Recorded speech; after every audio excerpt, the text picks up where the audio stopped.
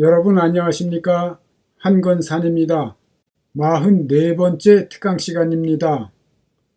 주님께서는 하늘에서 내려온 자, 곧 인자 외에는 하늘에 올라간 자가 없다고 말씀하십니다. 예수 그리스도께서 성육신 하셨을 그 당시에 주님 외에는 하늘에 올라간 자가 없다고 말씀하신 것이 틀림없지요. 이 말씀에서 하늘은 주님께서 계셨던 셋째 하늘을 가리킵니다. 그런데 창세기 5장 24절에 보면 에녹이 하나님과 동행하더니 하나님이 그를 데려가심으로 세상에 있지 아니하였더라. 이렇게 기록되어 있습니다. 하나님이 어떤 사람을 데려가셨다고 하면 우리는 어떤 사람이 천국에 갔구나 이렇게 생각하지요. 마찬가지로 대부분의 기독교인들은 에녹이 하나님이 계신 셋째 하늘 낙원으로 들림받았다고 생각합니다. 그렇지만 에녹을 비롯해서 엘리야, 아브라함 등은 셋째 하늘에 들어간 것이 아니고 둘째 하늘 낙원에 들어간 것입니다. 왜냐하면 그들 모두는 육신을 입고 살았던 죄인들이고 주님께서 성육신 하시기 전까지는 그들의 죄에 대해서 사함받지 못했기 때문에 셋째 하늘에 올라갈 수가 없었던 것입니다. 세대주의자들을 비롯한 적지 않은 사람들이 이 말씀을 휴거와 연관시키려고 합니다. 그러나 주님께서 성육신 하시기 전까지는 주님 외에 그 누구도 하늘에 올라간 자가 없다고 말씀하신 것입니다. 특강 38강의 내용을 잠깐만 복습하겠습니다. 사도 바울은 사람의 육신에 대해서 죄 있는 육신의 모양이라는 표현을 사용합니다. 사람이 육신을 입었다는 그 자체가 죄인임을 입증하는 것이라는 뜻입니다. 하나님의 아들들이 죄로 인해 신령한 몸을 빼앗긴 채 육신을 입고 사망 권세 가운데 처해진 것이 인간이기 때문입니다. 이와 같이 원죄로 인해서 육신을 입고 사망 권세 가운데 처해진 것을 첫째 사망이라고 하지요. 모든 살아있는 인간은 살아있다고는 하지만 예수 믿고 죄사함을 받아 구원받기까지는 죽은 자, 즉 첫째 사망 가운데에 처한 자들입니다. 그렇기 때문에 성경은 우리가 죄와 허물로 죽었었다 이렇게 말씀하는 것이고요. 이 땅에 살아가는 모든 인간은 죄인일 수밖에 없는 것이지요. 하늘에서 지은 죄가 원죄인 것이며 그렇기 때문에 이 땅에는 의인이 하나도 없다고 성경이 말씀하는 것입니다. 사람이 육신을 입고 사는 것 자체가 스스로 죄인임을 증명하는 것이고 모든 사람은 그 원죄로 인해서 죽은 자인 것입니다. 여기까지가 특강 38강의 일부를 복습한 것입니다. 그러므로 하나님께서는 이 사망 권세 가운데 놓인 사람들을 구원하시기 위해서 이 땅에 메시아를 보내주실 것을 약속하셨던 것이고요. 마침내 말세에 세상 끝에 메시아 예수께서 이 땅에 강림하셨지요. 그리고 선포하십니다. 회개하라, 천국이 가까이 왔느니라. 내가 곧 길이요 진리요 생명이니 나로 말미암지 않고는 아버지께로 올 자가 없느니라. 예수 그리스도를 믿어 구원을 받지 않고는 셋째 하늘에 올라갈 자가 없다는 말씀입니다. 그런데 에녹이 하나님과 동행하더니 하나님이 그를 데려가심으로 세상에 있지 아니하였더라 이렇게 기록된 말씀에 근거해서 에녹이 주님이 계신 천국에 들어갔다고 믿고 있는 사람들이 적지 않습니다. 그러나 천국이나 낙원이 단 하나로 이루어져 있다고 생각해서는 성경의 진리를 제대로 깨달을 수 없습니다. 첫째 하늘은 물론이고 둘째 하늘 낙원도 있고 셋째 하늘 낙원도 있는 것입니다. 그렇습니다. 에녹은 이 세상을 떠나 둘째 하늘 낙원에 들어간 것입니다. 특강 20강에서 증언했듯이 아브라함을 비롯한 믿음의 조상들도 둘째 하늘에 들어갔으며 그들은 때때로 이 땅에 보냄을 받아 이 땅에 사는 사람들에게 임해서 돕고 있었습니다. 그리고 그 믿음의 조상들이 메시아의 오심을 바라며 즐거워하다가 보고 기뻐했다고 주님께서 말씀하셨습니다. 왜냐하면 예수 그리스도의 대속의 은혜를 입지 않고는 셋째 하늘 천국에 들어갈 수 없기 때문입니다. 그런데 에녹이 육의 몸 그대로 낙원에 들어갔을까요? 그럴 수는 없겠지요. 연약하고 욕된 육의 몸으로는 낙원에 들어가서 살 수 없기 때문입니다. 그렇다면 엘리야도 마찬가지일까요? 엘리야는 어떻게 하늘에 올라갔을까요? 찬송가에는 엘리야가 병거 타고 하늘에 올라갔다는 찬송가 가사도 있지만 이러한 가사는 성경의 진리에 근거한 것이 아닙니다. 성경의 말씀을 살펴보도록 하겠습니다. 다음의 말씀을 보면 엘리야가 회오리 바람으로 하늘로 올라갔다고 기록되어 있습니다. 회오리 바람으로 엘리야가 하늘로 올라갔다고 기록되어 있는데요. 사람이 회오리 바람에 휘말려서 하늘로 올라가면 어떻게 될까요? 육의 몸은 어딘가에서 사라지겠지요. 특강 20강에서 증언했듯이 이 엘리야가 먼 훗날 세례 요한에게 임하게 됩니다.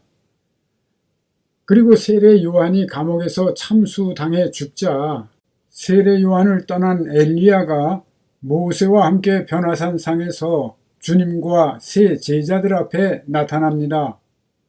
엘리야가 육의 몸을 갖고 있다면 세례 요한에게 임할 수도 없고 변화산 상에 나타났다가 홀연히 사라질 수도 없습니다.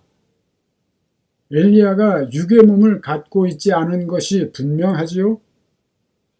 어찌되었든 엘리야는 주님이 계신 셋째 하늘 낙원, 즉 천국에 들어간 것이 아니라 둘째 하늘 낙원에 들어갔었고 안식할 수 없었던 것입니다. 그렇습니다. 주님께서는 하늘에서 내려온 자, 곧 인자 외에는 하늘에 올라간 자가 없다고 말씀하셨기 때문이지요. 주님께서 성육신 하시기 전까지는 이 땅에서 살다 간 사람들 중에 그 누구도 셋째 하늘 천국에 들어가지 못한 것입니다. 그래서 주님께서 그와 같이 말씀하신 것이지요. 특강 40강에서 증언했듯이 주님 예수께서 성육신 하셨을 때로부터 하나님의 왕국이 임했고 하나님의 백성들이 부활하고 있으며 그 부활한 하나님의 백성들이 그 왕국으로 휴거되어 들어가고 있습니다. 주님께서 이렇게 땅에서 일어나는 일들을 증언하셨는데도 깨닫지 못하는 유대인들에게 주님이 이렇게 말씀하신 것이지요. 내가 땅의 일을 말하여도 너희가 믿지 아니하거든 하물며 하늘의 일을 말하면 어떻게 믿겠느냐.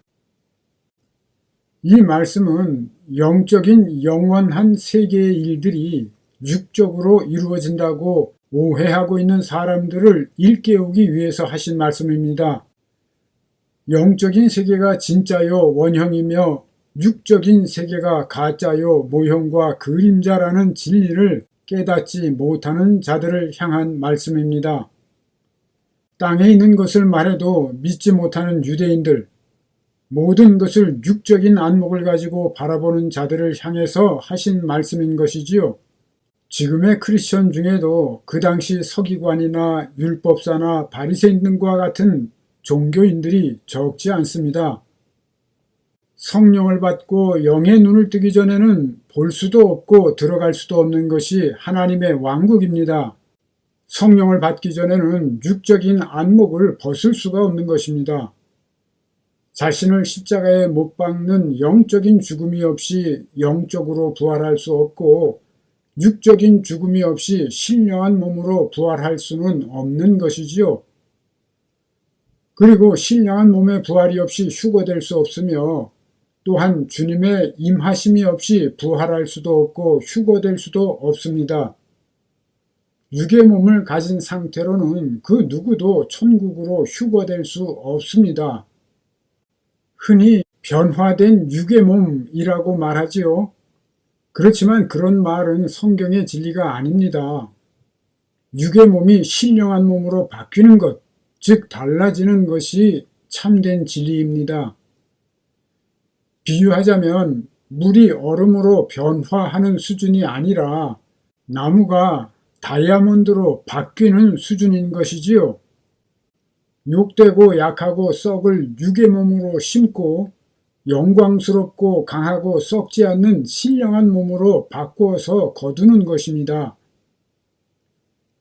육의 몸의 부활을 믿는 신앙은 육신의 정욕이나 안목의 정욕이나 이생의 자랑이나 탐심 등 우상 숭배에 가까운 신앙으로 추락할 수 있음을 깨달아야 합니다. 그리고 주님의 임하심과 부활과 휴거는 동시적인 사건임을 마음판에 새기시기를 바랍니다. 예를 들어 만일 핵전쟁이 일어난다면 적지 않은 사람들이 동시에 부활하고 휴거되는 것입니다. 또한 많은 사람들이 동시에 이 땅에서 벗은 채로 발견되는 것이지요. 이해를 돕기 위해서 주님께서 하신 비유의 말씀을 살펴보도록 하겠습니다. 함께 보겠습니다. 땅이 스스로 열매를 맺되 처음에는 싹이요 다음에는 이삭이요 그 다음에는 이삭에 충실한 곡식이라. 열매가 익으면 곧 낫을 대나니 이는 추수 때가 이르렀음이라. 실제 곡식을 추수하는 것에 대한 교훈이 아니지요. 점진적인 부활에 대한 진리를 가르치시는 비유의 말씀입니다. 이 말씀에서 곡식이 실제 곡식을 가리키지 않듯이 이 말씀에서 땅은 인간을 비유합니다. 땅은 모든 인간을 비유하지만 이 비유의 말씀에서 땅은 하나님의 백성들을 가리킵니다.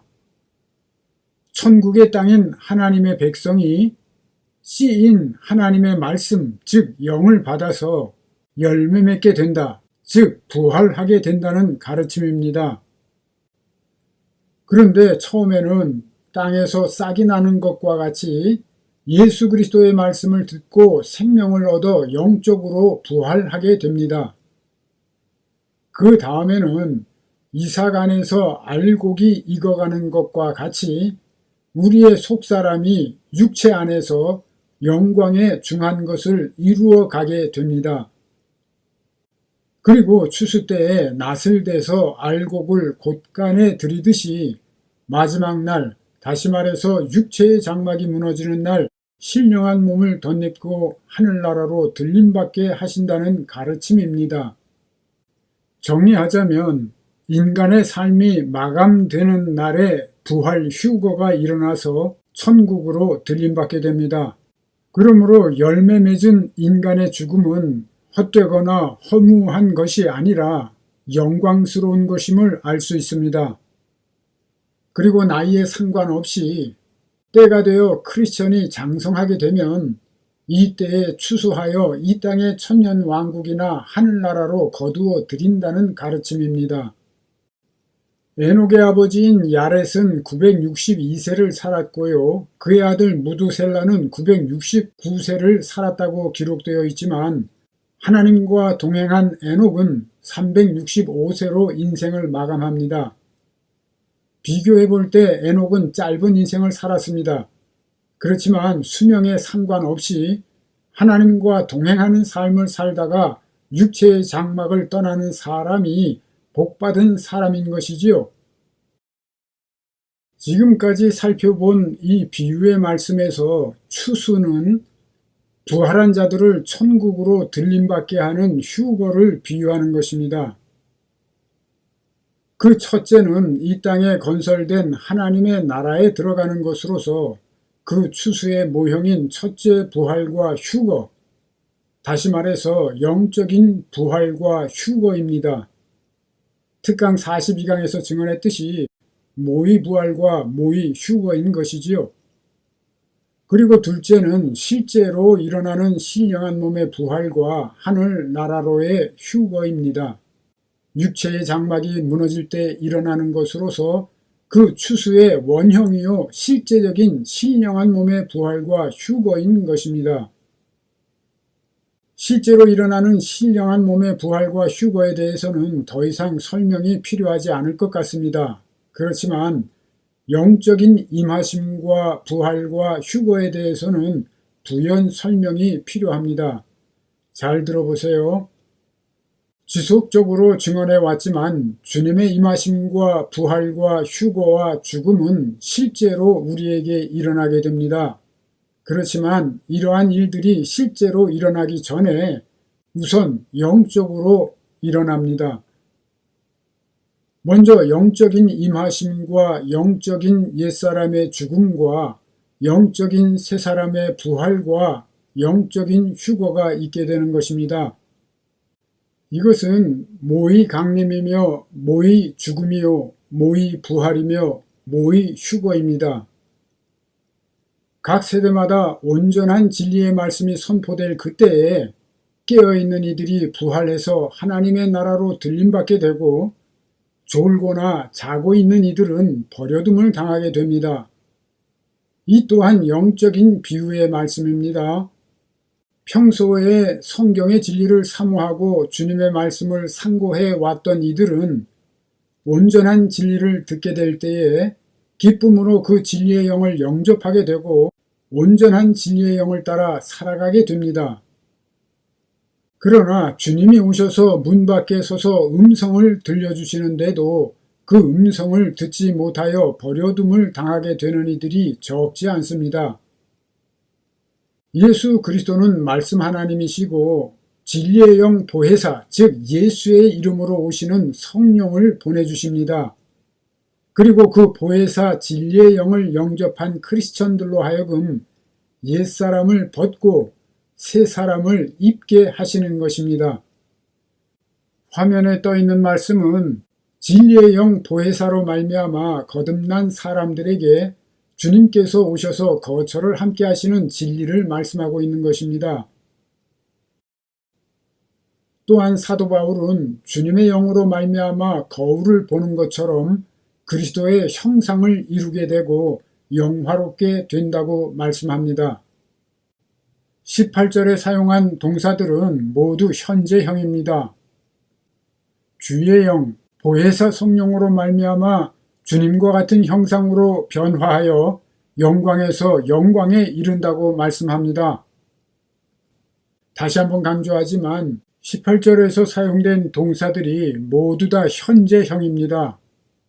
주님과 같은 형상을 이루게 되는 일이 바로 이 세대, 이 시간에 일어나는 일이라는 가르침입니다.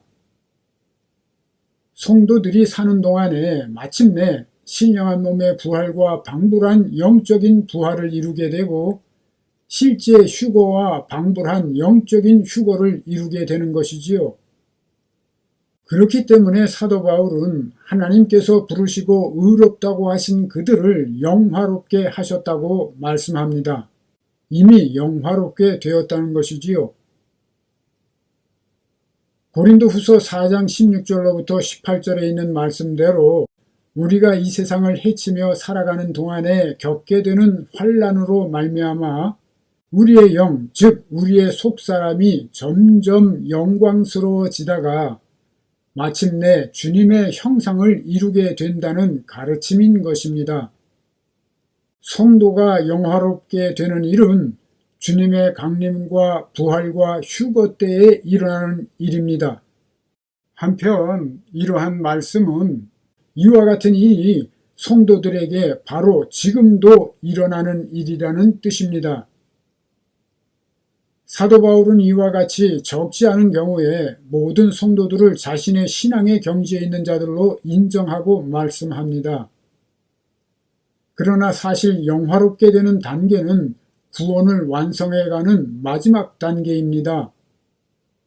먼저 회개와 환난과 인내와 연단의 필수 과정을 통과해야 합니다. 그리고 이러한 필수 과정을 통과하면서 천국 본향에 대한 확고한 소망을 갖게 된 사람들은 영화롭게 된 자들이며 신령한 몸의 부활과 방불한 부활에 이른 자들인 것입니다. 육의 몸의 부활을 믿는 사람들은 계시록과 구약의 말씀을 육적으로 연관해서 문자적으로 해석하려 하기 때문에 이 땅에 실제로 가시적인 천년 왕국이 이루어질 것이라고 굳세게 믿습니다. 만일 그렇다면 그렇게 바라던 천년 왕국을 천년 동안 누린 후에는 어쩔 수 없이 마지못해서 하늘나라 천국으로 들어가게 되는 것입니까? 육의 몸의 부활을 믿는 신앙은 탐심, 즉 우상 숭배와 크게 다를 바가 없습니다. 왜냐하면 이러한 교리는 육신의 정욕이나 안목의 정욕이나 이생의 자랑에서 벗어나지 못한 채 이 땅에 있는 것들을 추구하게 할 수 있는 헛된 논리이기 때문입니다. 그러한 신앙을 갖게 되면 성령을 따라 자신을 말씀에 복종시키는 경건의 훈련에 힘쓰지 못하게 되기 십상입니다. 왜냐하면 주님께서 재림하실 때에 자신들의 불경건한 것들이나 더러운 성품 등이 즉시로 변화되고 일시에 사라지게 될 것이라고 믿게 되거나 하나님께서 자신의 더러운 성품을 거룩하게 다 바꿔주시고 부족한 부분들을 채워서 온전하게 해주실 것이라고 믿게 되기 때문입니다. 그러나 이러한 믿음은 진리에 근거한 것이 아닙니다. 만일 세상 끝에 하나님께서 인간을 즉시로 그렇게 만드신다면 하나님의 말씀에 무조건 순종하는, 다시 말해서 자유의지가 전혀 없는 하나님의 아들들로 재창조하신다는 논리가 되기 때문입니다. 그렇다면 하나님의 아들들을 지옥과 같은 이 땅에 보내서 나그네와 외국인으로 살게 하실 필요가 뭐가 있습니까? 왜 회개와 환난과 인내의 과정을 통과하게 하면서 연단하실까요? 그냥 그 아들들의 머리를 로버트의 인공지능과 같이 바꿔서 순종하게 하시면 될 것 아닙니까? 한편 신령한 몸은 육의 몸보다 월등한 것이며 부활할 때에 각자의 신령한 몸의 영광이 천차만별 다르게 된다는 진리만 생각해 보아도 잘못된 믿음인 것을 알 수 있지 않습니까? 제발 모순된 논리나 허황된 믿음에서 벗어나시기를 바랍니다. 경건의 훈련에 힘쓰지 않는데 어떻게 경건하게 될 수 있다는 말입니까? 예수 안에 거하면서 진리의 영을 따라 살며 자신을 쳐서 복종시키는 경건의 훈련에 힘써야 진리의 영으로 말미암아 거룩해질 수가 있는 것이지요. 그렇기 때문에 사도 바울은 오직 주님의 말씀과 경건에 관한 교훈에 창념하며 오직 경건에 이르기를 연습하라고 말씀하고 있는 것입니다. 육의 몸의 부활이나 육적인 천년 왕국에 관한 교리는 정교하게 짜깁기 된 허망한 소설에 불과한 논리인 것이며 우상과 같은 것입니다. 사도 바울은 천년 왕국에 대한 개념을 전혀 가르치지 않았고 다음과 같이 말씀합니다. 주께서 나를 모든 악한 일에서 건져내시고 또 그의 천국에 들어가도록 구원하시리니 그에게 영광이 세세 무궁토록 있을지어다. 아멘. 천국에 들어가도록 구원하실 것이라고 말씀하지요. 이 땅에 이루어진다고 하는 천년 왕국에 들어가는 것이 아닙니다. 주님께서는 우리를 천국, 즉 하늘나라에 들어가도록 구원하시기 위해서 오셨으며 또한 오실 것임을 깨닫고 눈을 들어 하늘에 계신 우리 주님 예수를 바라보시기 바랍니다. 영적으로 거듭나지 못하면 저 영원한 나라가 보이지도 않고 들어갈 수도 없습니다. 부디 유대인들과 같은 육적인 안목을 버리시고 우리 주님 예수께서 가르쳐 주시고자 애쓰셨던 영의 세계에 대해서 눈을 뜨게 되시기를 축복합니다. 오늘은 여기까지 하겠습니다. 안녕히 계십시오. 한건산이었습니다. 끝까지 애청해 주셔서 감사합니다.